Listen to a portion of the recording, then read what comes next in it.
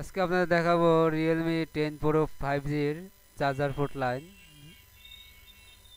আমরা এখানে 2 4 6 8 10 12 14 16 এই টাইপ সি পোর্টটায় 16টা প্রিন্ট আছে। এই 16টা প্রিন্টের ভিতরে আমাদের দুই এই সাদা কালার যেগুলো আছে 2 3 4 5 6 এই 6টা লাইন গ্রাউন্ড।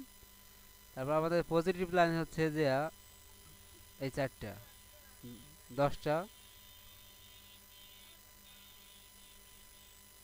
তারপর আমাদের এই হলুদ কালারের লাইনটি ইউএসবি ডিএম, দুইটা লাইন আছে। তারপর আমাদের আছে ইউএসবি ডিপি, দুইটা লাইন। তারপর আমাদের USB CC one, CC two আছে একটি, সিসি অন আছে একটি। তারপর আমাদের এখান থেকে লাইন মিসিং থাকে, তো আমরা কীভাবে লাইনটি টানবো সেজন্য আমাদের কানেক্টরে চলে যেতে হবে। কানেক্টরের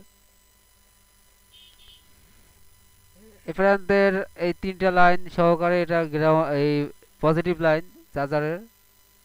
তারপর আমাদের এখানে আছে ইউএসবি ডিপি, ডিপি লাইনটি হচ্ছে যে 4 নম্বরে, 5 নম্বরে আছে ডিএম। তারপর আমাদের